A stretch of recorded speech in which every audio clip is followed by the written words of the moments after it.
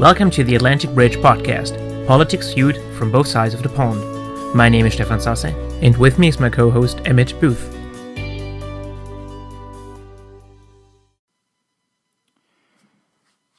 This is Emmett Booth, aka Poor Quentin, and my illustrious guest as usual is...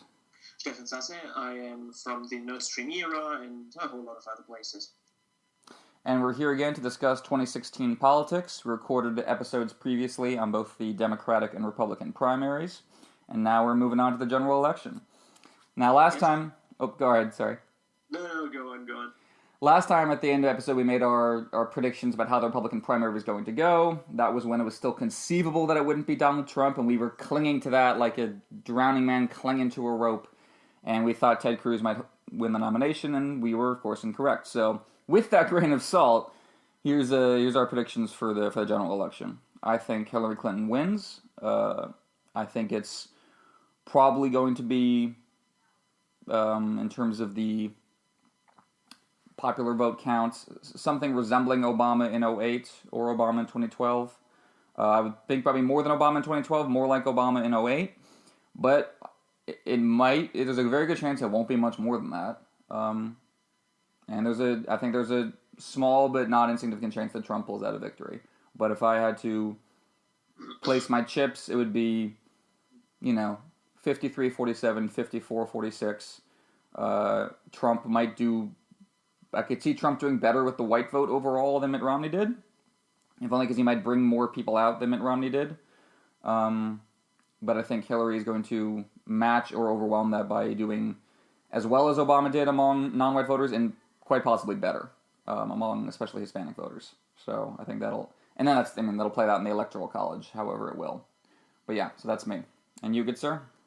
I pretty much agree with that analysis. I guess Hillary Clinton will win. I also think that it's quite possible that she reaches the Obama 2008 levels. I think it's fairly certain that she will be around the 2012 levels, and then with this offshoot thing where everything really goes out of the window, and Trump once again defies all odds, all conventional wisdom, all fundamentals, and somehow something happens, but I really don't see it. It's going to take a shock, yeah. I guess the first question that we have to ask ourselves, just like every other pundit out there, is how did we get Donald Trump wrong? Sure. Because obviously not enough people have thought about this. Exactly. There's not enough articles crisscrossing. I feel like Nate Silver's on this self-flagellation tour now where he's has to do all these endless blog posts about how we got this wrong, which to be fair, Nate Silver not only got it wrong, but he was kind of a jerk about it throughout the whole primary season. So I get why he's on the apology trail now, but it's true. Every blog is why I got Donald Trump wrong and how I'm so sorry. For my part, I overestimated the Republican establishment. I thought they were tougher than this. I thought they were savvier than this. I thought they were more skilled at politics than this. Yes. I didn't think they were good people, obviously, and I thought they were focused on short-term logic. But Trump knocked them over. He barely seemed to be trying a lot of the time. He was trying in debates, but they folded. They went from, never Trump to so quickly. That surprised me. Yeah, I'm kind of a bit influenced there because I'm basically an the party decides hipster. I've read it before. Sure. Yeah, really, I read it, I think in 2014, which is before the wave came of, where everyone was always referring to the party decides. So I kind of have a... Before it was cool, very nice, yeah. It is a really cool book, and in case you somehow managed not to get one of the Vox planers for it... No kidding. It's a book by 4 political scientists, I believe, who have studied the primary process since it has been opened and a little bit also before, and they are basically looking for clues how the party can... did the party establishment manage to get their will forced on the primary process? And one of the things that many things get wrong about this book is when they talk about establishment, they don't mean Debbie Wasserman Schultz. They mean a whole range of people from the media. On the Democratic side, for example, MSNBC journalists would be Democratic establishment, and the mega donors and all that kind of stuff. They all count into establishment. But even here, there's a pretty clear either failing to stop Trump or an unwillingness. I guess that's not entirely clear yet, but I would slightly go on the failure side there. Yeah, I mean, it's tough to say. And I mean, what handicapped the Republicans throughout is that they need Trump's voters. I mean, if whoever their nominee was going to be, if it wasn't going to be Trump, he would need Trump supporters in November. So there's a certain unwillingness to attack him in ways that would slam those voters as well. Whereas, Hillary's not going to have that problem, which is one of the big differences between the general and the primary, is that she... I mean, one of the stories about the modern Democratic Party, how it's different from even the ones in the Clinton era, is that, the Democratic Party needs fewer and fewer, Reagan Democrats, to put in scare quotes. They need fewer and fewer of that kind of vote. They need fewer and fewer people who are culturally not on board with the Democrats, who might be on board with saving entitlement programs. Donald Trump voters. Democrats need fewer and fewer of those. They used to had to do, like in Bill Clinton's day, they had to do reasonably well among that sector of the population to win the presidency. That's less and less the case. So I think Hillary's much more free to go after Trump on stuff like that. So I get the Republican establishment, which, as you say, is not just party heads, but a whole kind of network of institutions and interests. I get that they had that kind of kneecap. It's still amazing to me how long they persisted with the whole, Donald Trump, he's not a real conservative. He's not all these policy issues he's been heterodox on. I really, that surprised me because I thought they knew better than that. I thought they realized that their base wasn't actually with them on a lot of those policies, and that they've been doing this turn for decades where they, give lip service to those concerns and then act like pure corporatists when they're in charge. I thought they understood that that's how the deal worked, so that they were trying to appeal to their base purely on an ideological level. That surprised me because I thought they knew better. But I guess they had no other strategy against Trump because, again, they couldn't just say... I mean, maybe some of them did, but en masse, they couldn't just say he's a blithering, unqualified racist because that reflects poorly on the base. So you got to come up with stuff like, he supported universal health care 15 years ago. Can't have that. And that's just... I'm surprised they thought that argument would resonate with the base because that suggests that... Again, that they're much less, as naive as it was. I always pictured the Republican base going, wah ha ha ha, in the background. And now apparently they're not. I mean, they're not this evil savviness that I thought they had. So, I wasn't a super fan of the party decides, but I agreed with a lot of it, and this has definitely been a knock against the model for sure. Because... like you said, between failure and unwillingness, I'm more likely to go with failure because they really seem to not want Trump. But now they have him. It is really weird. I think, there are so many problems here at work. It is such an intricate clusterfuck yes. Of stuff, of factors. What you just mentioned, that the base isn't on board with that politics, that they are only paying lip service. Then you have the collective action problem because there are so many viable candidates, and a whole lot more. Then you have this infighting within the establishment, where they are actually not overly concerned with losing the presidential election if it means burning out their opposite faction, and all that kind of stuff created a weakness that Donald Trump massively exploited. But this is only clear in hindsight. True. Because I think up until South Carolina at least, I was, like most other people, convinced that he would be this season's Herman Cain. Yeah. He's a buffoon. What he's saying doesn't make any sense. All that was left was that he was quoting Pokemon in the camera. I love that so much. It's not like that stuff didn't happen before. Right. So why didn't he implode? What is? Yeah. What is changed? Trump better, or was he just incredibly lucky? And I think this is the question that right now gives Hillary Clinton headaches. Sure. How smart is Donald Trump? Yeah. Or how lucky is he? Am I going up against a lucky fool, or an evil mastermind? Exactly. That is the big question. I'm still not clear. Yeah, I mean, my big thing is always, again, that the incentives change so much and the audience changes so much from the primary to the general that, that Trump starts at a serious disadvantage. And the big question we haven't really answered with Donald Trump is how he comes back, because he hasn't really had to come back throughout this primary. I mean, he came in second in Iowa, so... you could argue that was a setback from coming in second to Ted Cruz, but that's like the closest we have come back, closest we have come to Donald Trump having a setback in this campaign and having to come back from it. And everything to me about Donald Trump's personality suggests to me he'd be very bad at that. He'd be very bad at taking a setback and then climbing his way back. So I think that's going to be difficult for him. And... I definitely think he's smarter than a lot of people give him credit for. He understood his audience and he understood his opponents. He understood his opponents so well. That's the thing. If you got to give Trump credit for number one thing, he got Jeb Bush and how to hurt him. He got Marco Rubio and how to hurt him. He got Chris Christie and you could see that in his eyes. It was a bully thing. Bullies, that's what bullies do. They look at their victim and say, here's what you're vulnerable about. I remember I was reading the Stephen Atwell's thing on the first Jaime chapter in Storm of Swords and how Jaime realized as soon as he looks at Brienne, okay, you probably have issues about gender. I'm going to zero in on them and mock you about them for the entirety of this chapter.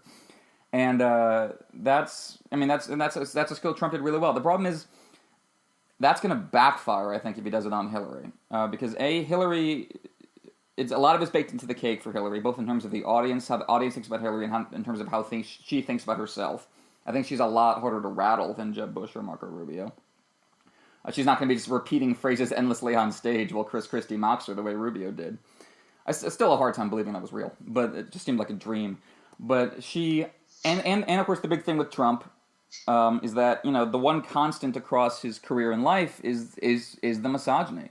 And especially is the misogyny about a woman who challenges him or is in any respect in his way or says anything, pushes back against him at all. He really can't restrain himself. And... that's going to be a big thing in the debates, of course, but it's going to be a problem throughout the campaign. And the problem is, so the solution is for Trump to then pivot. But I'm increasingly convinced he doesn't know how to do that, or that there's just no way to pivot from the persona he created in the primaries. Because if his idea of pivoting is, it was just a suggestion that we ban all the Muslims, what's everyone getting so angry about? That's not how you do that. That's in no way how you make that switch. And I don't know if there is a way you can make that shift, given the persona he created, and given that his whole persona is based on the idea that I'm not a sellout and I won't change, and those flip-flopping establishment guys have been lying to you for too long, and I, Donald Trump, I connect with you can fill in your speech from there. But his whole persona is based on the idea that he won't be doing this. So, I guess the way he gets away with that is if the base thinks, okay, he's just pretending, he's just faking these pivots, for the general election. His heart is really with us. And that's where you do get the stuff like that tweet with the taco salad on Cinco de Mayo. I love it. I loved it. That was brilliant. And everyone was saying, oh, what a pathetic attempt to reach out to Hispanics. That's not what that is. Yeah. That's not at all what that is. That was a very specific cue to his base, and it worked. I think it worked. But again, that would be a winning strategy if the general election population was still 90% white the way it was in the 80s, but it's 70% now. That's just not gonna be enough. And isn't that the great irony of Donald Trump, that the whole reason he's the nominee is that the Republican base is furious that there are now enough Hispanics to win the general election, and that's what's going to cost Donald Trump the general election. The very grievance that got him the nomination, I think, is going to ruin him. And that's where the Republicans are at this point. The Republicans cannot accurately reflect the will of their base in a way that will not freak everybody else out. And that's a trap. It might just be that Trump could win the general election that way if he didn't have the misogyny on top. Yeah, that's the layer, man. Yep, the icing. 70% unfavorables with women. Yep. There might just be a very airtight electoral strategy in which he gains the 270 plus X. But misogyny and racism, yeah, that combo, and anti-intellectualism. So you lose the cities, you lose all the minorities, and you lose a majority of women. Yeah, that's over at that point. And he just doesn't have the full strength of the party behind him. And we can talk in a little bit about whether, Hillary's going to have the full strength of the Democrats and the liberal movement behind her. We'll look into that, I'm sure. Of course we will. But we can say for sure that, there's been a lot of partisan rallying around Trump lately. But it will not be 100%. And he will not, even if he doesn't have direct, fire-breathing opposition within the Republican Party from here till November, he will have so many factions within the Republican Party and the multi-headed establishment you were talking about going, okay, our hands are off this. We're not criticizing Trump, but we're not helping him either. We're just going to watch, like you said, we're going to watch this election play out, and, we might not have any interest really in taking the White House this time, or at least not making the changes we would need to in the White House, so we're just pretending this has nothing to do with us. We're not going to show up at the convention, we're not going to give him money, we're going to dodge questions about him as much as we can, which probably won't work, but we're going to try. And so Trump is going to find it so hard to win the election with that institutional weakness. I mean, I think you retweeted the article from, I don't know, it was Slater the Atlantic or somewhere that had that Clinton was dwarfing Trump's campaign in terms of her institutional strength, and that's really going to tell. It would especially tell if the election is in any respect close, because then that will be the, what puts Clinton over the top if she is this much stronger organization, especially in swing states.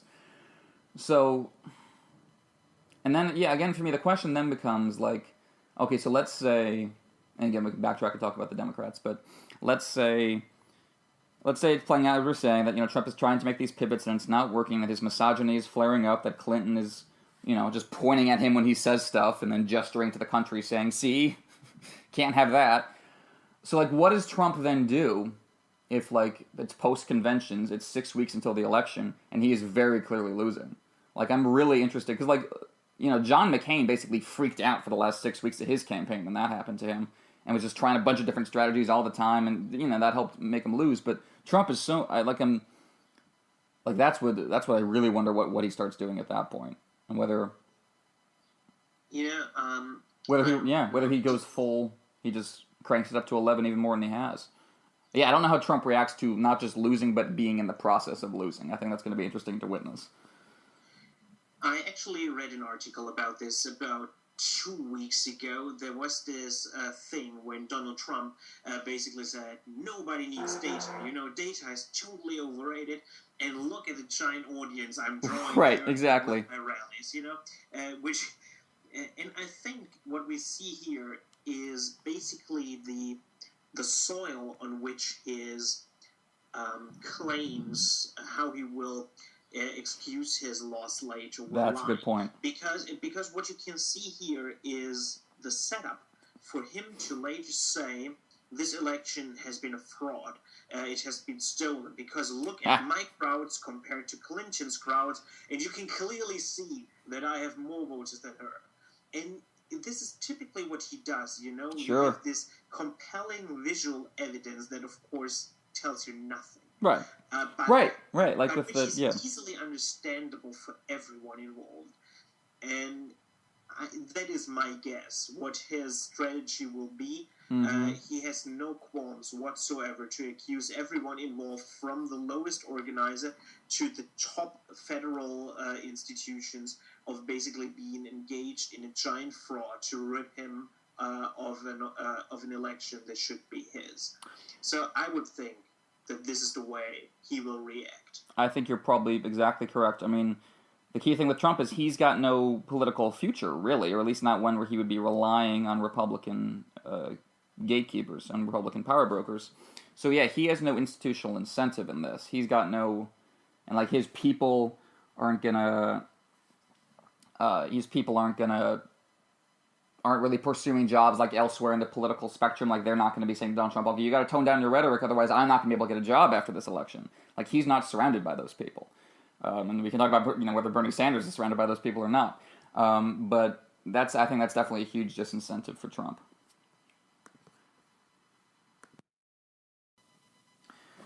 So we were just talking about Trump. Maybe move on to the Democrats a bit. Technically, that primary is still ongoing. Technically. For some reason, that primary is still ongoing. And that, I guess the big question, we've talked plenty about the primary itself, so we don't have to rehash that. But the big question is, How will the Democrats be sufficiently united on Election Day, and how that's going to happen? What do you think? I don't think that the unification of the Democrats will be such a big problem because, as Hillary Clinton herself has pointed out, at that point in 2008, 40% of her own supporters said that they would never, under no circumstances, ever vote for Obama, and see how that turned out. So I would think that we have reasonable grounds to assume that most of Bernie Sanders supporters, like 98 or 99%, will vote for Hillary in the end. And as we have seen right now in this primary, even if not everyone is ready to accept it, there are less Bernie supporters than Hillary supporters. So I think she may just do well without that 1% of guys who really is never Hillary and Bernie or bust. But I think it is nonetheless not exactly heartening to see what is happening there because of the poisoning of this toxic atmosphere that is there. And while many people, I guess, will vote for Hillary Clinton in the end because they will get back to the senses and see that Trump isn't exactly heightening the contradictions and the good way out of the dilemma, the level of, do you say that toxicness? Toxicity? Whatever. Toxicity. Something like that. Toxicity, okay. Something like that. Toxicity, that this level will, at least on certain topics, will stay with them. And it might prove problematic for future primaries, especially in the down ballot races, because if the progressive wing or the left or however you want to call them, if they finally get their act together and see that to enact meaningful change, they need to get people elected. And if they carry their attitude now, like the Democratic Party is my sworn enemy, if they carry that over into the primary fights to come, what we essentially gain is a left Tea Party. And we have seen where this whole house-burning business gets you as a party. And do we really want in 2024 a left Donald Trump? Yeah, that's a good point. I agree with you. I think the vast majority of Sanders folks will come home. I mean, the counter-argument is, in regard to the comparison to Hillary voters in 2008, is that there really wasn't a huge ideological gap between Hillary Clinton and Barack Obama in 2008. And while I think the ideological gap between Hillary and Bernie Sanders has been somewhat oversold, there is definitely a significant ideological gap there. They do come from different traditions within the Democratic Party. So that's an argument that maybe fewer Sanders folks will come home simply because there is this ideological difference. I mean, that's a fair argument, but I think people may be forgetting exactly how vitriolic the Obama-Clinton debate got near the end in 2008 and how personal it got. And I say this as a Hillary supporter, the Clintons were flat-out racist during parts of the 2008 campaign. And that definitely told. So there was a lot of bitterness, and so even though there wasn't an ideological difference, there was this strong sense of grievance that made people worry that Hillary voters were not going to turn out for Obama, or the other way around if it had turned out that way. And eventually that turned out not to be the case. So I'd like to think that, that's going to happen again this time, especially with Trump as Hillary's mummer's dragon, so to speak. I think that'll definitely help her. I think an interesting question now is, like, what responsibilities do Hillary Clinton and Bernie Sanders have right now? Like, how would you answer that question in terms of getting the party ready for November?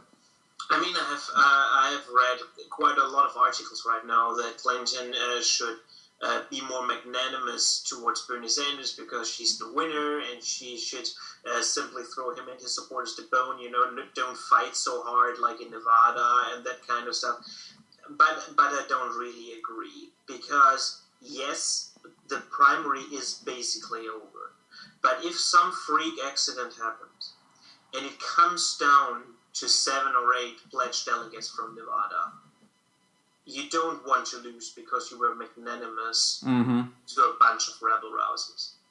I understand why the Clinton campaign is still playing hardball.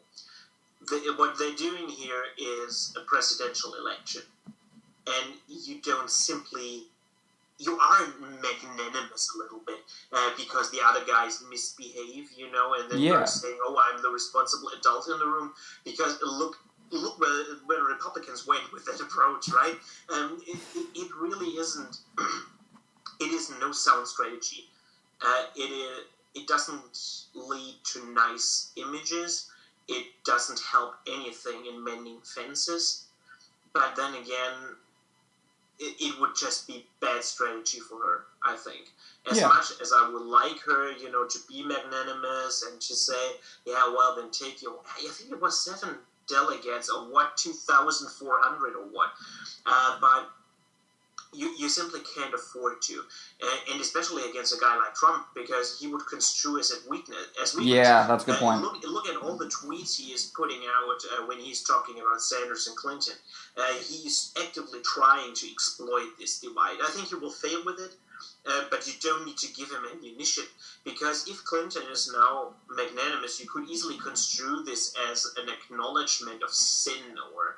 That's a very good point, yeah. On her part. So she really can't do this. It is the same conundrum that Obama faces when he goes to Hiroshima and she says beforehand, but we will not discuss whether it was right to throw the bomb. Much as he would like to do it. And I guess he himself would think that maybe we should talk about it. But you simply can't. For reasons that really don't have anything to do with the merits of the argument. Totally. It is simply a tactical and strategical question. You have to behave a little bit like an asshole sometimes. And in this case, I think she is definitely right to behave like an asshole. And on the other side, you can't really fault Sanders and his guys to fight for all their supporters. No, of course not. So she and him and everybody who says it is, of course, his right to fight on. Should he fight on? I honestly don't know what he wants to achieve right now. He's making a lot of noise, and he is throwing a lot of insults around, and now he has endorsed Wasserman Schultz's primary opponent and all that kind of stuff, so he really is making quite a ruckus, but I don't think it will serve him or his cause well. I think you're right. I think that's a very good point you made about Obama at Hiroshima. This is part of my issue with the Sanders campaign is if you're going to lead a political revolution, the presidency is the worst epicenter of that. The presidency is a small c conservative institution where you're just putting out fires and you're representing institutions and you're trying not to let things blow up. It's the worst place to have a rabble-rouser. Like, you can push the envelope as president, certainly, and I think Obama's done that in a variety of ways. But it requires a very even hand on the tiller above all else, and I don't think Sanders hasn't convinced me in that regard. And I think you're right about the primary too. I think Sanders has every right to keep going as long as he wants. Again, the whole keeping Hillary to the left principle is something I've been in support of. I think that's a great rationale for candidacy, and that's how a primary is supposed to go, right? You have these tensions and you influence each other, and I think that's a great model. But I have a problem with why he's doing it now, because it really doesn't seem to be about pulling Hillary to the left now. Now it really seems to be about making her suffer for it, or about lasting, or having his campaign's time in the spotlight, or working through. It seems personal now in a way that really annoys me, and part of that has to do with the guy is Weaver, I think, who's Jeff Weaver, who really seems like an asshole. And who really seems like, again, not someone who's interested in a career afterwards or building policy or making the Democratic Party better, but he really is a Bernie or bust guy, and that's just a mindset I can't handle. And you brought up the Wasserman-Schultz primary, which is an interesting thing. Like, I'd have no problem with primarying Debbie Wasserman-Schultz. That's totally legit. If you want to do that, if you can do that in a way to pull her in an ideological direction, then that's what the process is for. I have a problem with why they're doing it. Because they're not doing it because because you want a more liberal person in that congressional seat. They're doing it because they have this narrative that Debbie Wasserman Schultz screwed them over and deliberately set out to make sure Hillary Clinton won this primary. And that's my issue with what Sanders is selling now. He's not selling, we need to push this to the end so we get the leftist possible version of Hillary Clinton. He's selling it as, they stole this from us. This is illegitimate. The Democratic Party is illegitimate. And yeah, I get that he'll eventually make the heel turn back from that, but that is really poisoning the waters. And if his supporters, those supporters of his who are inclined to stay home, he's telling them they're right. Right now, that's what he's telling them. That will probably change, but yeah, I don't think that does damage to Hillary in the short term. But delegitimizing the Democratic Party as a vessel for progressive change is so counterproductive, because what you end up with is, and I've said this before, like, imagine a scenario in which a significant number of Sanders supporters stay home and telegraph their intention to stay home, so Hillary knows about it a couple months beforehand. Okay, I'm going to lose these people probably. Her response to that will be getting as many centrist, never-Trump Republicans to the polls for her as she possibly can. And if she wins on that basis, now she owes the left nothing. Now she owes everything to the Republicans who got her in power. If you remove yourself from the it's this thing where, like, the Democratic Party isn't left enough, so I'm going to remove myself, and that will somehow make the Democratic Party more left. And so, no, you're leaving it to the people you don't care for if you do that. And so that mindset aggravates me. Again, I think the primarying incumbent Democrats is perfectly fine, but there are reasons for... Yeah, like, the trajectory of the Sanders campaign isn't even what worries me now. It's why they're doing what they're doing, which really worries me. I finally need to get that poster with that West Wing quote of, decisions are made by those who show up. Yep. That is so true. I think this is the most important sentence that they ever uttered over 7 seasons, because that is universally applicable. You can use it for Republicans, you can use it for Democrats, you can use it for fascists, you can use it for anarcho-communists. It doesn't matter. Decisions are always made by those who show up. So abstaining from the vote is the most stupid shit you can do, no matter how clear you communicate your intentions or reasons or whatever. If you don't go there, no one will care about you. So you have to go to the polls.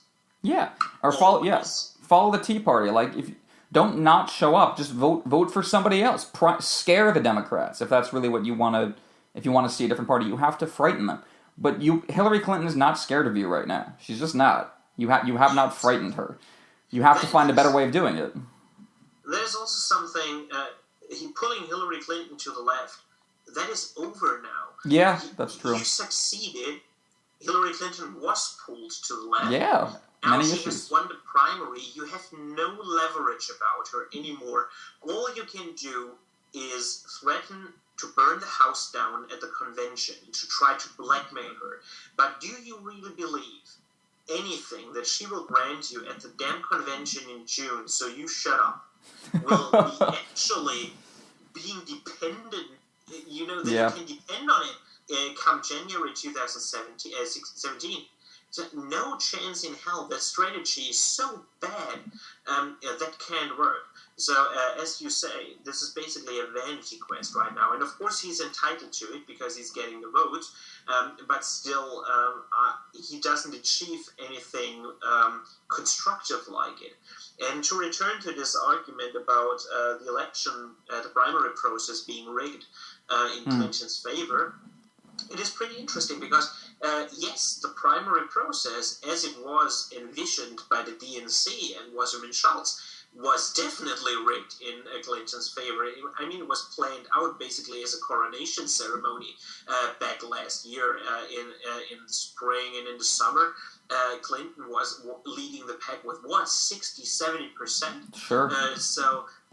Pushing those debates that really are as interesting as fuck with the likes of Jim Webb and I have even forgotten Lincoln Chafee. Lincoln Chafee. Even saying his name bores me. Yep. Yeah, and Martin O'Malley. I mean, nobody would have wanted to see it. So pushing that stuff on Saturday evenings, that was the thing to do. But on the other hand, you have to say that when Bernie Sanders gained trajectory in the fall and especially in winter between the years, they changed the rules. Bernie succeeded. He got additional debates. He got as much exposure as he could wish for. I mean, arguing like if she had agreed to one more debate, then what? Yeah, then... Well, it's the idea that you'll unmask her for all the world to see, I guess is the idea there. And that's just so silly. Yes, absolutely. I mean, all of it is out there. So the idea that the process was still rigged in Clinton's favor when Bernie was winning caucuses left and right is preposterous. Yeah, the caucuses, don't get me started there. The process is now rigged in Bernie's favor because he receives an overblown or inflated delegate count relative to the popular vote that he has right now. It's 13 million to 10 million votes. But the actual delegate count is quite much closer. So it is rigged in his favor. Yeah, and the caucuses are not a democratic system. It's not a one-person, one-vote thing. It takes a long time. You have to have a whole evening available for it, which a lot of people don't. And you have to be up on the rules, which of course is legit. That's fine. That it's not a bad thing that you should be into politics and be an activist and know all the rules. Of course, that's great. But it's not a one-person, one-vote system. The caucuses bear more resemblance to... Ironically, the caucuses bear more resemblance to a party decides model than a primary does. Because a primary is just you show up and vote. Caucuses it's a whole intricate system. And Sanders has been primarily winning those states, which I'm fine with. But if your whole campaign is based around the idea that I'm the representative of the people and my opponent is not, then that makes you look like a hypocrite. And Hillary Clinton actually had the argument in 2008 because if I remember right, she even had more popular vote than Obama. She just trailed him in delegates and pretty closely. Yeah, she definitely had more popular vote up to a certain point. I think it might have flipped over at the end, but there was definitely a long stretch at least where she was leading the popular vote, but he was better with the delegates. Which fine, legit, them's the rules. That that going in. It's not like they changed the system on the spot.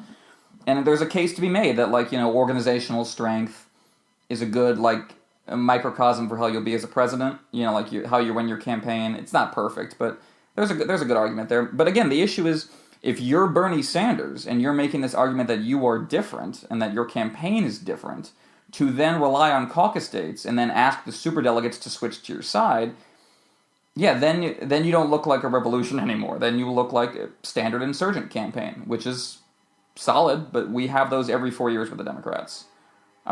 2008 was kind of an exception that Obama was an insurgent who became establishment very quickly. But, yeah, so on the other hand, the fact that if Sanders is more of a typical insurgent, that gives me hope for November, because then that means his people will come home.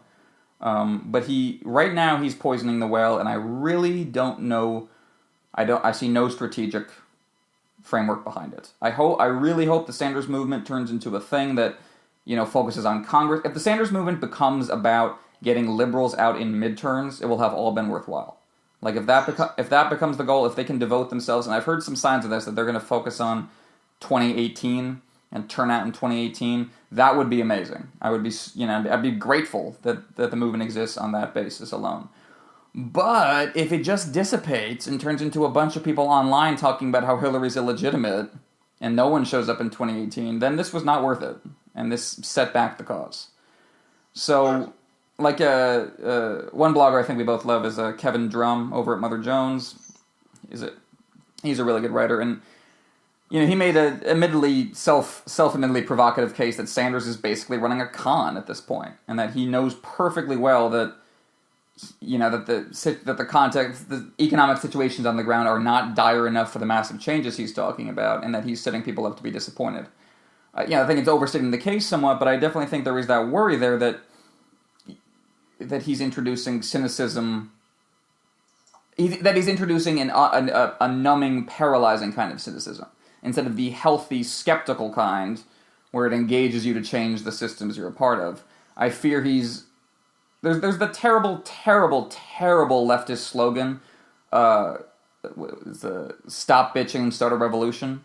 I see this on bumper stickers all the time, and it infuriates me because it implies that there are two ways of going through your life in politics: bitching or starting a revolution. And so when the revolution doesn't work out, you should just go back to bitching. And and there's the third model is, of course, what Obama and Hillary are offering you, which is work to the bone, and maybe you'll get stuff. Which I get is not super inspiring, but I think it's the only way you make lasting change. So, this is all just a long way of saying that Sanders has made his own task difficult here. If Sanders is genuinely intending to bring the party back together and strongly support Hillary in the fall and try to make her administration one that looks more like him. He is making that hard for himself right now. And, I don't blame him for what happened in Nevada necessarily, although it certainly seems like his supporters in Nevada were told that things were being rigged against them when they weren't by the Sanders campaign. But my blame on Sanders is more for how he's been reacting to Nevada, which is to act like, yeah, sure, my supporters maybe shouldn't have thrown chairs or sent death threats, but, the main thing is that we didn't, it's just, he's making it harder for himself in the party right now.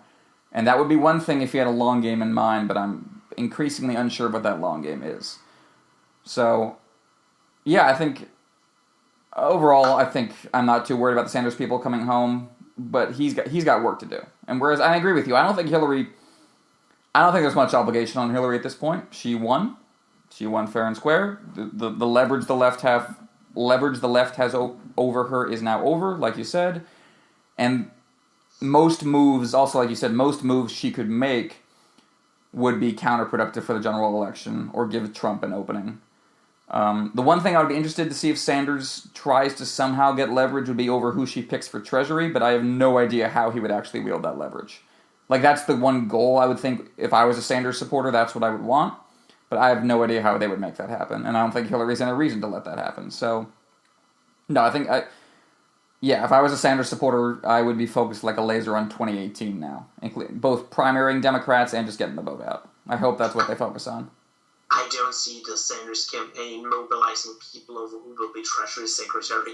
Cabinet posts, what can be sexier? Yeah, that's the problem. Yep, you're right. Yes, I agree. This would be a sound strategic goal, but I don't see how you energize people about it. And again, if you don't energize people about it, there's no reason for Hillary to care about this at all. Exactly. Her incentives are pretty strongly in place. She knows how to follow them. Yeah. And right now, it's just not where it is. She's done this a long time. Yeah. She is not... you don't outplay her with stuff like that easily. No, yeah, you don't screw her up on incentives. She knows what they are. And we know... My favorite part of the general election is going to be watching the Clinton machine go to work on Donald Trump.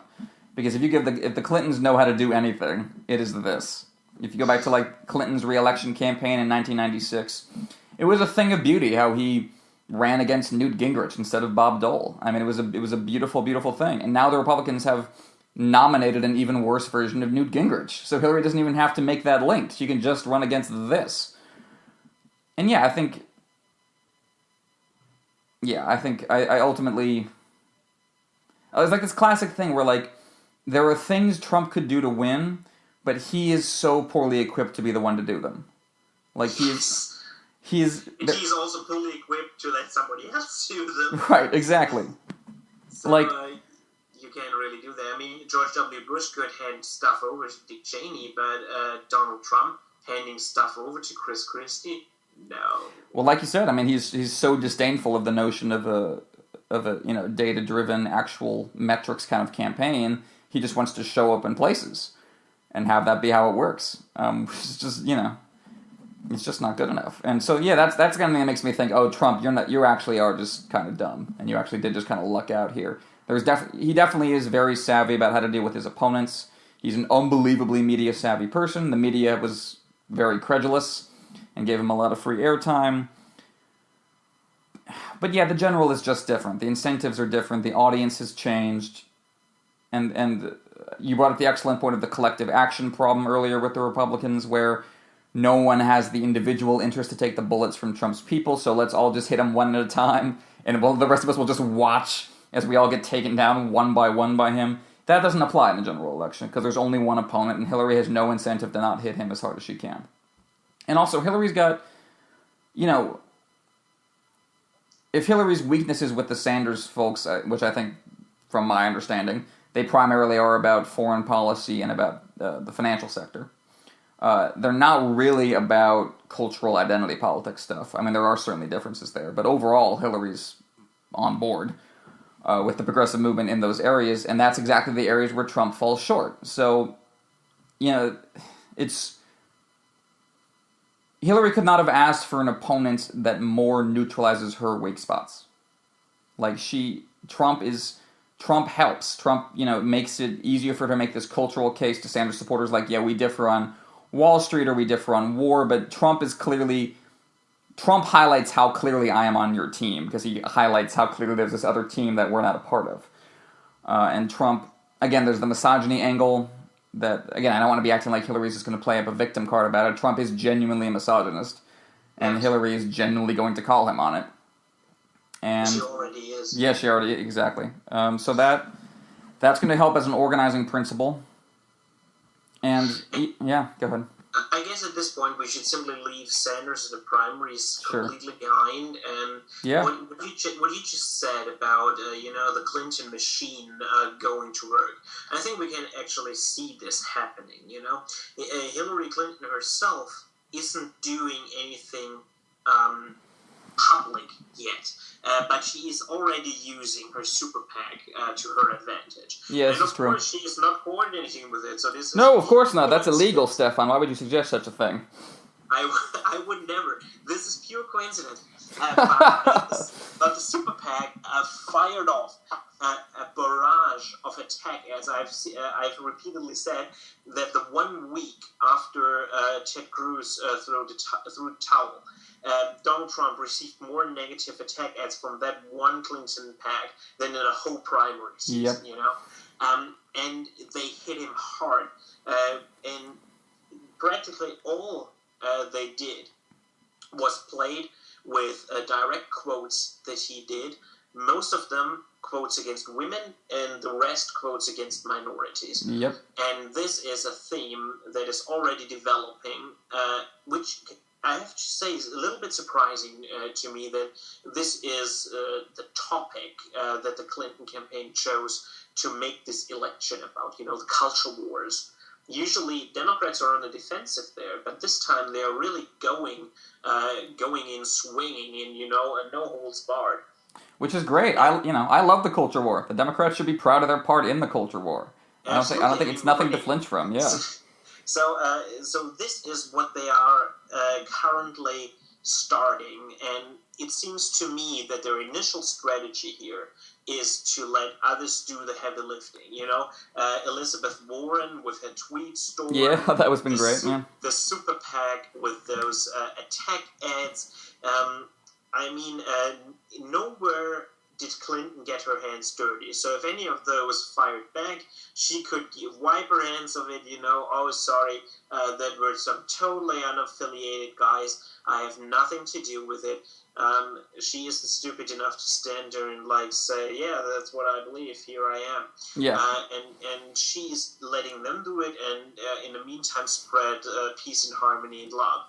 And I guess this won't work forever, but it might work just long enough, until she has to go directly on the offensive. I guess around Labor Day, the gloves will come off as usual. And the one thing this campaign season that I think is really a wild card in difference or in comparison to earlier campaign season are the debates. Because as we have seen, you cannot debate Donald Trump. He will simply say, I never said that, or it was a suggestion, or I misquoted, or whatever. There is no logical coherence whatsoever, and you cannot nail him down on saying stupid stuff, or contradictory stuff, or inflammatory stuff. That is like nailing jelly to the wall. So I am totally curious what Clinton's strategy will be in the debates. And I think the first debate will really be a test case. Yep. I mean, that is what I, as a Clinton strategist, would be most afraid of. Simply because it's so unpredictable. Exactly. Yeah, that's a tough one. These are 3 evenings that are really dangerous this time. I mean, if the first one goes over well, I think she will nail the other 2 as well. Yep. And I think she can lose the first one. Yeah, Obama lost the first one in 20. But then she has to have a winning strategy for the second. Exactly. I mean, Obama lost in the first debate in 2012. Yeah, that was my birthday too. It was such a disheartening night to watch him go down because it was so. But yeah, I mean, he lost in part because, I mean, first of all, he looked half asleep. But he lost in part because he didn't expect Mitt Romney to deny he'd said things. And that's what he did. And Obama looked very surprised by that he would assert Mitt Romney said this, and Mitt Romney would weasel out of it, and then Obama would he wouldn't follow up. So it didn't come through. And, if Hillary keeps trying to nail Trump to the wall, the cynical part of me thinks Hillary's debate strategy is bait Trump into blowing up at her. Yes. Which I think which to be honest, even if she doesn't try to do that, might just happen because, again, Trump cannot stand a confident woman telling him he's wrong. Just cannot possibly work with that at all. He proved that with Megyn Kelly beyond all possible doubt. So I think part of me, if I was a Clinton strategist, obviously it wouldn't be purely superficial. It would be baiting him on legitimate issues and on things he actually believes. But that would be my strategy. It would be give Donald Trump rope and let him hang himself. But you have to make your own affirmative. And I agree. I hope Clinton goes really kind of gooey and sentimental, actually. And I know that sounds weird for me to say because I'm usually much more about pragmatic, hard-nosed politicians, and I think Hillary is one of those. But in terms of her rhetoric, I think she should go kumbaya this election because I think that to a certain extent, because I think that contrasts so well with Trump. I mean, just purely on the culture, just purely on, again, the culture war, identity politics stuff, I think she needs to be, really, I think she needs to, hit that contrast really hard and hit the heartstrings really hard on stuff like that. And not just make it a case of, Trump's, don't just make the case that Trump's border wall is an impossible policy, which it is. Just make the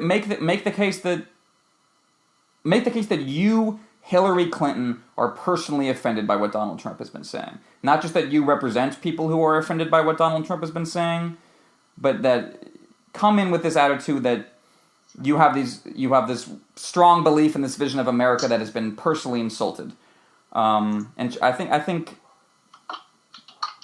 a combination of that and letting him and trying to bait him, I think, will work well. Because I'm trying to think because Hillary can't just stand back and say, look, I cede my time, he's awful, vote for me.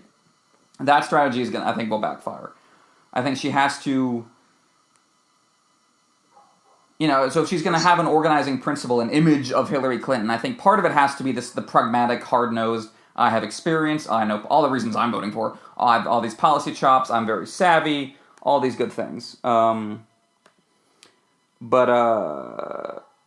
I think she also has to match him. She has to not match him at gut appeal, but put up a gut appeal if only to highlight his, if only to show by contrast exactly how that his worldview is not just silly or ridiculous or old-fashioned, but hateful. And I think she has to find a way of contextualizing. She has to find almost like a positive spin on that, like a way of saying. Of coming up with a very positive worldview simply to throw his into shadow. And I think she does. I think, here's the other thing. The weird thing with Trump is, he's both really pessimistic and really optimistic at the same time. He thinks America is going down the tubes and we've lost everything and we don't win anymore. But on the other hand, all it takes to get us winning anymore is to put me in charge. And that once I'm there, we'll be winning so much you'll get tired of winning. So that's, I think that's an interesting thing to handle as an opponent of his, because you need to play both sides of those coins, too. So you need to be able to say, on the one hand, you need to be able to say that his promises are pie in the sky, no president can get things done this quickly, this successfully. He's just shooting for the moon, he's way too optimistic, it doesn't work that way. I, Hillary Clinton, understand how change works, how progress happens, I have a lot of experience, but she also needs to be able to say, his pessimistic version is wrong. That America is way better than he thinks it is. That she has to find a way of saying that the way Donald Trump talks about America shows he doesn't actually love America very much, or he doesn't care very much about America. He's not invested in it, and that I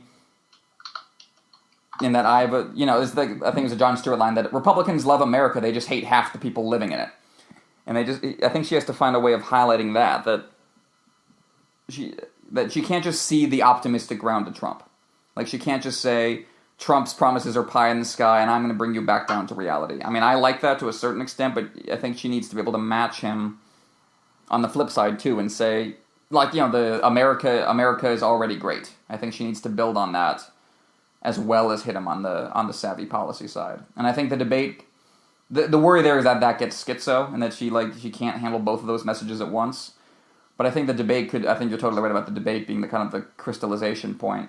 And I think she could do well if she plays that dynamic. But we will see. It's going to be interesting. But yeah, those much-watched TV. Debate schedule this year, like domestic politics, first debate, foreign politics, second, and then the town hall? I think there's the town hall debate, which is on a variety of topics, and then there's the two standard sit-down debates, one of which is domestic and one of which is foreign policy. I'm pretty sure that's the structure. The question is, I think Clinton, it's very important in which order they come. Yeah, that's a good point.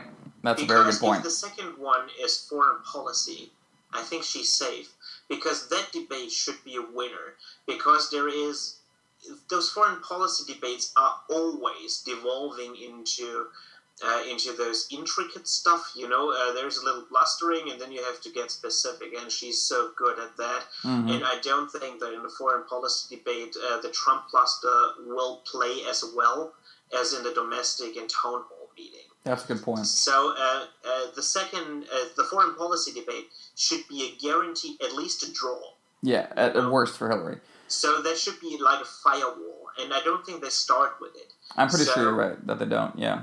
I guess this happens to factor in those contemplations quite a bit, because the most dangerous one should be the domestic one, because in the town hall you can easily talk past each other, but not in the domestic one. No, I think you're right. I mean, the foreign policy one, I think where Hillary really should hit Trump hard in that is that he is thoroughly in love with dictators. I do hope she hits him at some point on that during the campaign, because that's a constant thing with him, that he straight up admires Vladimir Putin. I hope she hits him on that during the foreign policy, because that could be an interesting way of countering, because you see Trump kind of trying to set up this thing where he's going to play the dove in this election and try to cast Hillary as the hawk. And I think Hillary's way of fighting that should be stuff like, you are sympathetic to foreign dictators and you want to nuke ISIS, and you're not a dove, you're Pat Buchanan. You might not want to get involved in nation building, but you still want to blow people up, and you still are working with the worst people. I agree. The domestic and the town hall is a breeze. You just basically you have people, ordinary people with their questions, and you filter them through what you want to say already. Yeah, I don't think. But you're right. The domestic policy, that is where Clinton could get tripped up, depending on how Trump talks about trade. That is an area I'm worried about, quite honestly. Not necessarily in terms of it blowing the election, but in terms of Trump finding an opportunity to hit Clinton with something. Trade is the one I'm worried about, because Clinton's record there. I mean, she's against the TPP now, which is great, but Clinton's record now is just not good. And the domestic policy debate, again, it's not like he's going to say I'm against these trade policies, and then Sanders folks are going to flock to Donald Trump. That's not going to happen. What I'm worried about is that he uses it as a way to make Hillary look bad, or make her look like she's lying, or make her look like she's weaseling out of something, and then that hurts her overall approach. One is the most likely, I guess. Yeah, so that is a vulnerability, but it's such an obvious vulnerability, too. So I got to think the Clinton campaign, they know this, and they're going to be, I gotta imagine they're going to be... And again, there's so many counters. You can say, well, look at you, Donald Trump. You haven't treated your workers well in this variety of ways. There's plenty of ways to hit them. But yeah, I completely agree. Those debates are going to be must-watch TV. And there were so many ways it could go. Like, again, with Obama and Romney, those were fairly predictable debates. Just for a variety of reasons. But, yeah, it's going to be, that's going to be a fascinating, just the personal dynamic between Hillary Clinton and Donald Trump is going to come to the fore in those debates, and what a fascinating dynamic that will be. Yeah, I mean, Trump got a lot of wind out of the Republican debates because he could break the rules. True. But then again, the general election debates are the most strongly ruled stuff I know. You simply don't talk over time. So what happens if Trump does that in the general election debate, where the audience is not allowed to make noises and he's actively encouraging them to do so? You know, Yeah, if something like this starts, how will Clinton react to it? How will the moderators react to it? It would be totally unprecedented. And Trump is a guy to not only sniff out weaknesses, but opportunities within established order systems like this. True. And this is something I'm genuinely worried about. That he simply breaks the format and then runs with it. Yeah, that he makes that his appeal. I mean, that is kind of what he did during the Republican primary. That Yes. just the appeal of the rogue, even beyond the substantive argument that he's making. I think you're right. I think there was a strong appeal to that, and that is a trap for Hillary to fall into if she finds herself as the strict school teacher in the room, or like someone who's just like because there's a ton of, unfortunately, sexist tropes about Hillary in that regard. So if she ends up looking like a scold or being cast as a scold, that's gonna be a problem. And if Trump Trump wants to look like the cool kid in the back of the classroom, right? Cracking up everybody and throwing stuff at the teacher, and that's who Trump wants to be. And that's appealing, especially in my country. That's just an archetype we respond to very, very strongly. And Hillary has to find a way of turning him into... Hillary has to find a way of pointing out, no, he's the kind of class clown that no one really likes and everyone's just kind of embarrassed about. Like, he's not the cool kid. The debates are the place to make that dynamic clear. But again, Hillary she can't fall into the position of defending the system from Trump. That can't be her role. Even though that appeals to me to a certain extent, like rhetorically in the debates, that can't be how she ends up positioned. Like she has to be defending values from Trump, not the system from Trump. That's what she has to be doing. She has to be defending ideals and people, not decorum, basically. Again, even though I support the decorum of the presidential debate, I worry that Trump knows exactly how to make that look cool if he does it. And I think Hillary has to be able to find a way of pointing out what he's actually attacking or things we hold dear, that he's not just going after the powers that be, which is his attitude, that he's attacking vulnerable people and things we care about. So I hope I hope Hillary Clinton does not let Donald Trump look cool. That's basically my outlook on the debates. I hope he comes off looking like the buffoon he is instead of like the rogue he wants to be cast as. And then, yeah. But other than that, what we alluded to earlier about the whole machine and the organizing and all that kind of stuff, I think this is also a moment to talk about money in politics. Sure. Because I think there's a great irony in it that Bernie Sanders has ridden this wave to success on the top of a movement basically calling for ways to curb the influence of money in politics, and this is an election in which the big donors are as powerless as ever before. And this is really, when the election season started, the Koch brothers promised to invest $900 million into the campaign, and now they said they won't invest anything in the presidential campaign at all. And also, which I find quite important, not in the Congress races. Yeah, that's a good point. And you can see this on a wide level. They have so many donors have already drawn out from the Republican convention, and in the interest of nonpartisanship, also from the Democratic convention. Their money is just now being sucked out of the political process, and at a much higher speed on the Republican side. Ironically enough, than on the Democratic side.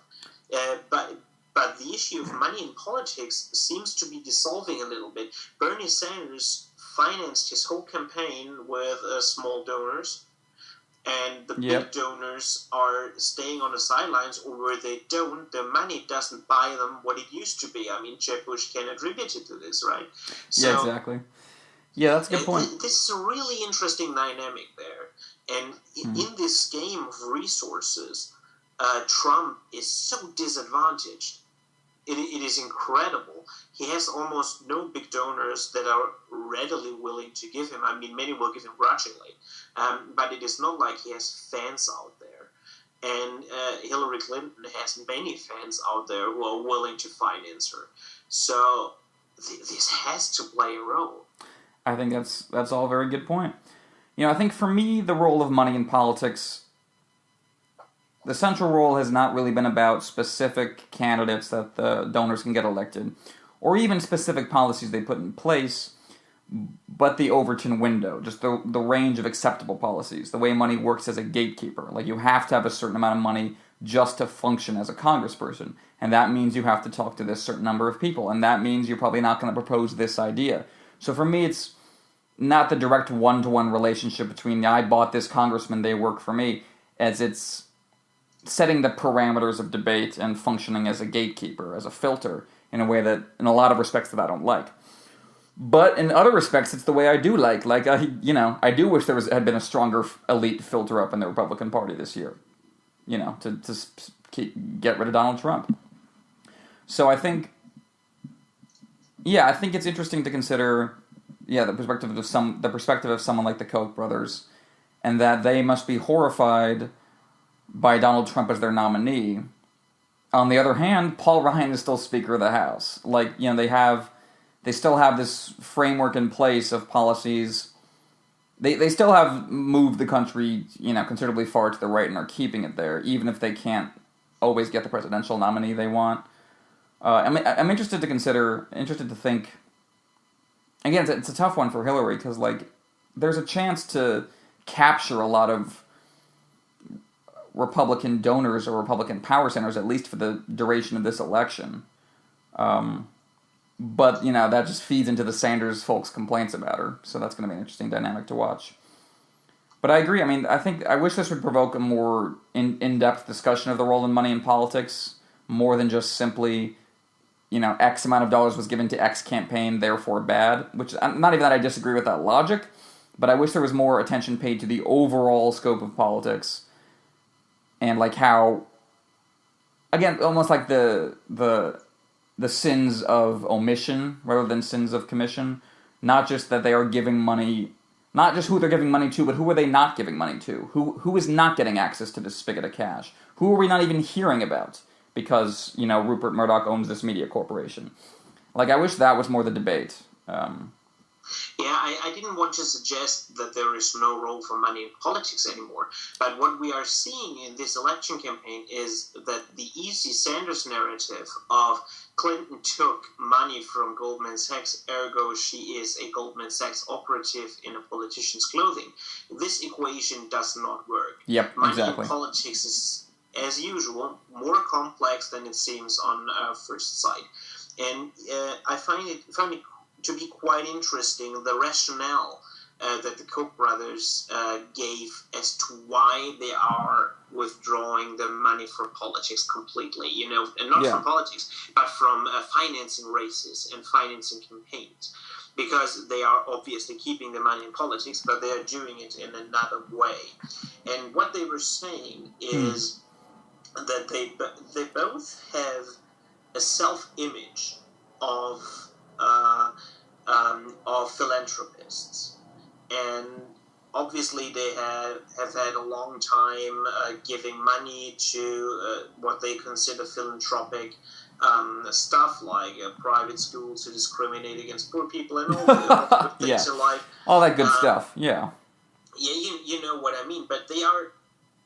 and those guys obviously also have a large empire of businesses and all that kind of stuff. And what dawned on them, what they realized, this election circle, is that everyone hates them. And those guys are, 70 or 80 years old. So their whole life's work is now defined by Tea Party lunatics that they bought into power.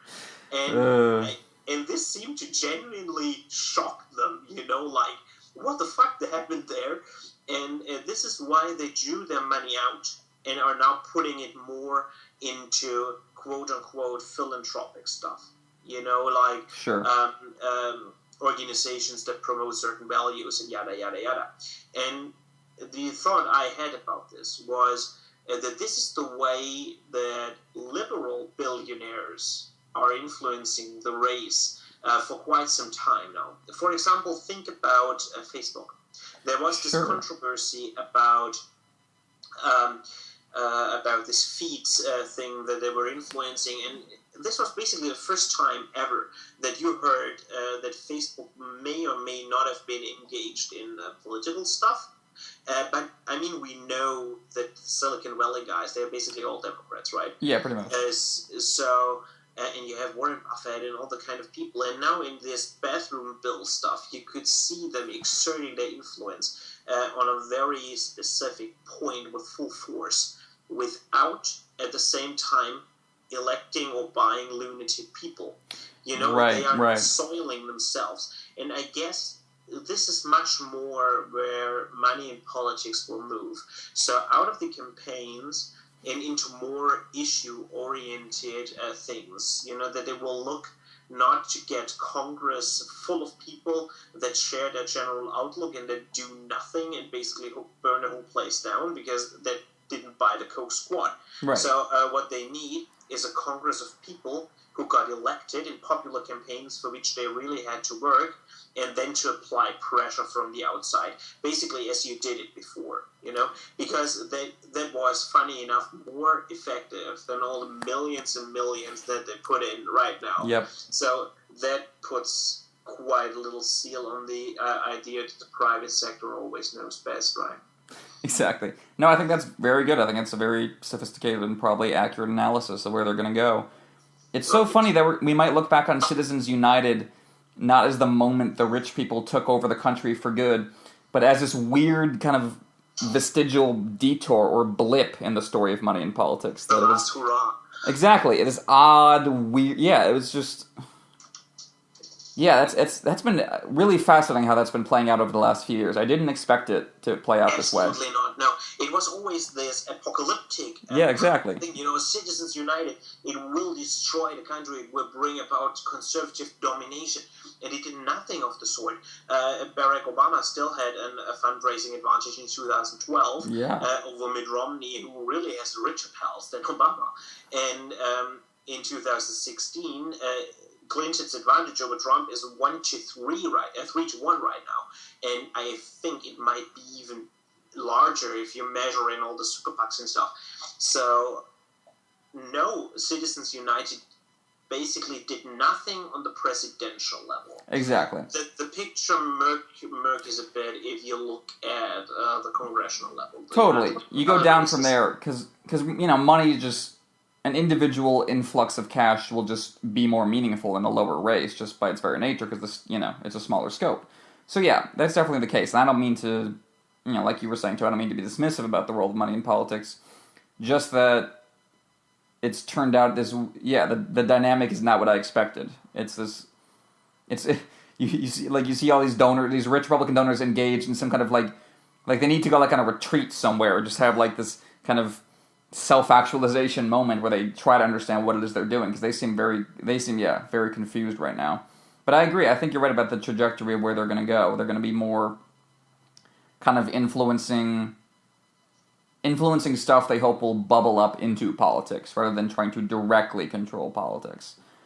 Which is or if they do directly control politics, it won't be simply by buying candidates. And that'll be an interesting dynamic. But you're right, I think that this election is bringing those questions to the fore on both sides. And I'll be very interested to see where it goes. So, unless you got more things, I was going to move into a concluding topic, if that's cool. Yeah, of course. Which is, so, let's say we're right, and Hillary Clinton wins the presidency with, 54% of the vote. What will the Republican Party do next? Yeah, big question, I know. I mean, the main reason for their problems in 2016 won't end there. I think it would have been different if Ted Cruz won the nomination and then lost in a landslide against Hillary. Agreed. Because then they could try purging that specific wing of the party. But Trump did create this wing of the party. He did not create the electorate, and that's something that you have to keep in mind here. Right. Is a distinction. That's a good point. Very good point. Those number crunchers, they brought up the really interesting numbers that Trump managed to get reliable Republican voters of the general election to a first-time vote in the primaries. And I guess those guys will simply not vote again in the primaries, and that's that. Sure. So the Republican Party basically will revert a little bit and try to treat this as kind of a bad dream. Sure. And depending on the shellacking they take in the Senate and in the House of Representatives, some heads will roll. But most of the major players have their bases covered. I mean, look, Paul Ryan is basically safe. He won't get any fallout. Nothing will ever touch Paul Ryan. John Kasich is safe. Sure. Marco Rubio is safe. If he ever returns in a meaningful capacity to politics, which is much in doubt, but it's still, I doubt it myself. He certainly wants to. Yeah. Fallout. And many others are as well. Chris Christie isn't safe. He's basically done. Good riddance. Yeah. I think you're right, though, and unfortunately that hurts Republicans, because like you say, if Cruz was the nominee, then the Republicans, then the indoor Republicans could say, okay, we gave you that guy you've been asking for the whole time, that constitutional conservative candidate you said would win, he got his ass kicked, so now we have this incentive to actually go on a purge. But, yeah, Trump is, I think, a very key distinction. He didn't create the issues he's talking about or the values he's appealing to, but the coalition that is his is a new creation, just purely in terms of, just institutionally in terms of the politics. It's a faction within the Republican Party that has not organized this way before. So the question is whether it sticks around. Yeah, I mean it's certainly Trump will have no interest in doing it. The question is whether ambitious lower tier or younger Republicans look at him as a model. And I got to think a lot of young Republicans will not, simply because of the hideous cultural war stuff that a lot of them are not on board with to begin with, and even the ones who are know it's a losing issue. But he did win the nomination, and I wonder if there will be certain factions or certain outsider factions that look at the socialism for whites only model that Trump is basically advocating, and want to make that the future of the party. I mean, it's a terrible idea. But yeah, so I think the elites will try to cast this off as a bad dream. The Ted Cruz wing of the party will say the Ted Cruz wing of the party will probably try to lump Trump in with McCain and Mitt Romney and say, see, we elected a non-real conservative again and we lost.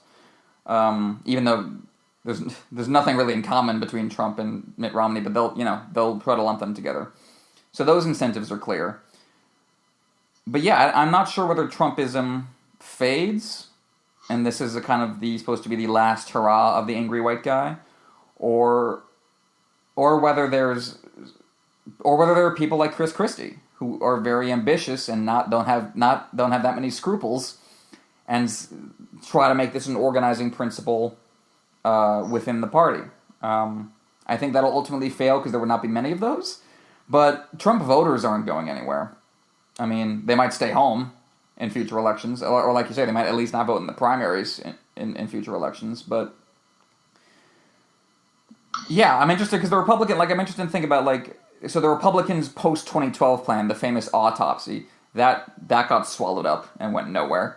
So I'm curious to see if they just do that again and hope it sticks this time, or what. And again, how Trump supporters react to that. They can't use the 2012 autopsy, and I think this is the biggest problem because Trump won on a clearly nativist platform. Yeah, explicitly. So they cannot come again. Our woes will be mitigated if we open ourselves to migrants. The Trump nomination basically blocked that approach, right? Yeah.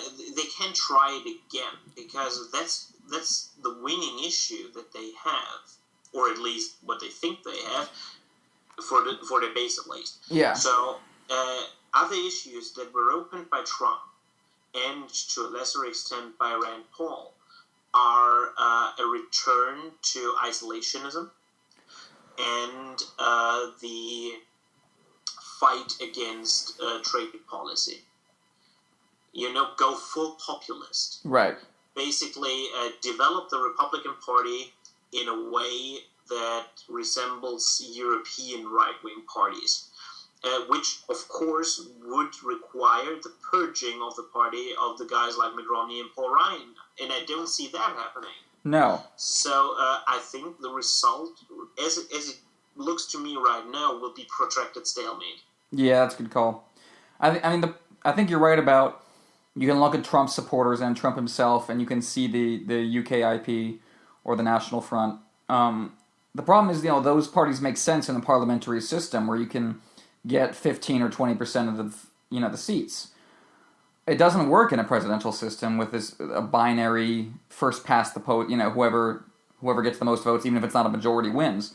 That's not. It's not quite tenable. You can't really break off and survive on its own that way. Someone has to win within the Republican Party. And I think you're right. Right now, you got a lot of incentives pointing in a bunch of different directions, and I think protracted stalemate is I think a likeliest outcome as any. And then of course that changes incentives for the Democrats. Do you try to pick off Republicans that aren't happy with the direction of the party, or do you take advantage of that and say, okay, we now have the opportunity to go further left because the right is so cracked up that we can afford to shift ideologically a bit. And that'll be interesting incentives to watch play out. I mean, the danger for the Democratic Party is to become kind of victims of their own success. Sure. If they capitalize on the right-wing disarray too much, and too much is a bit too hard. So let's say they really can capitalize on the disarray of the right and broaden their own voter base to, let's say, a presidential election that goes closer to 60 than to 50% of the popular vote. Sure.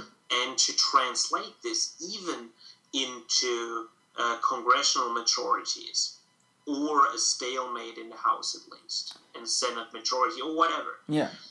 What you then repeat is basically the Democratic Party of Roosevelt and Truman, Sure. which was so big that it was full of internal contradictions that when they finally came to the fore in the Truman years, were resolved extremely violently, by expelling one wing, which was the Southern Democratic wing, which then transformed the Republican Party.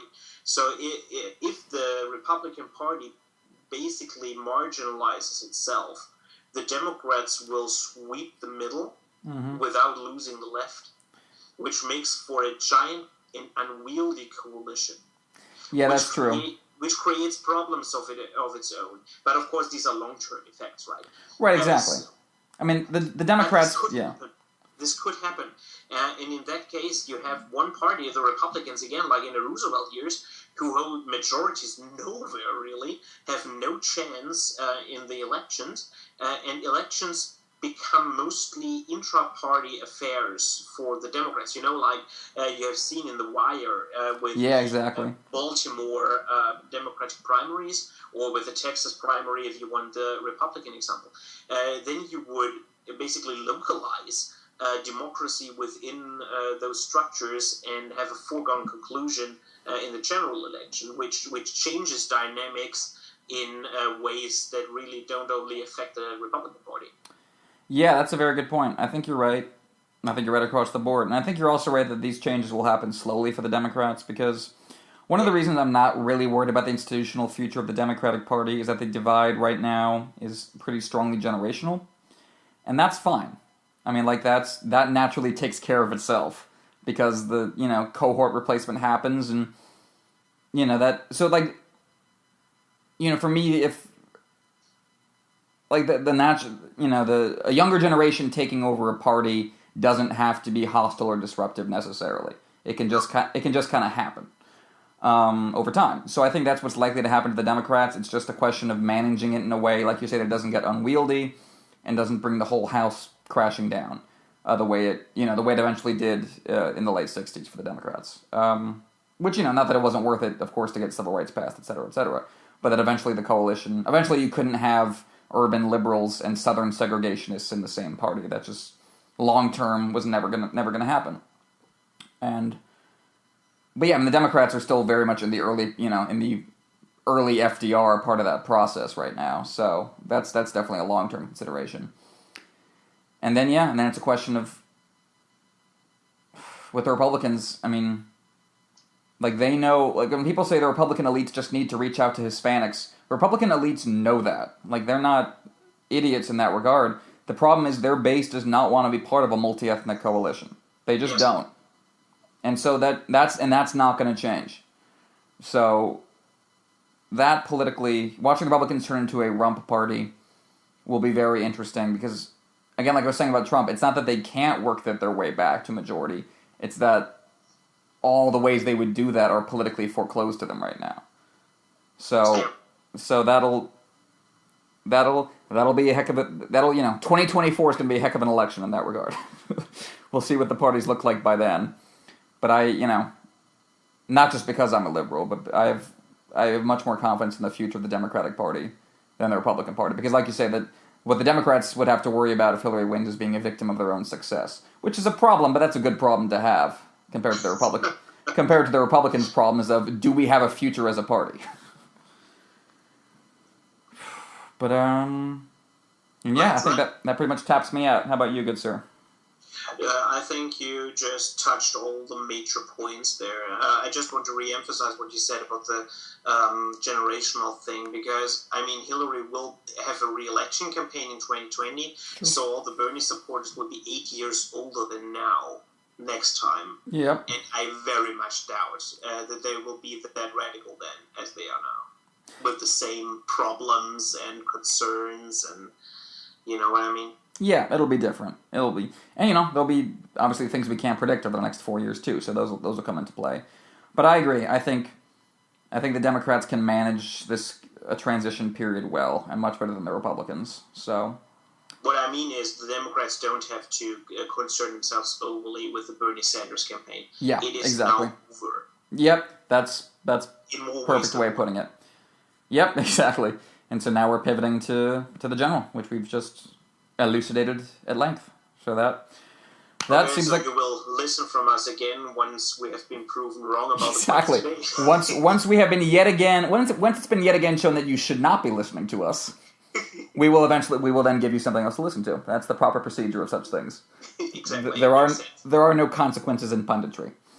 So again, this has been another podcast on the election from me, Emmett Booth, aka Poor Quentin, and me, Stefan Sasse, aka Stefan Sasse, and hopefully we'll hear each other again soon. Yes, indeed. Thanks for listening.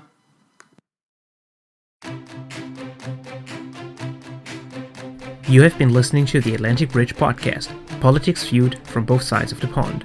One episode every fortnight, every Friday. You can follow us on Twitter, @StefanSasse and @PoorQuentin, on Stefan's German blog, www.deliberationdaily.de, or on poorquentin.tumblr.com. See you soon!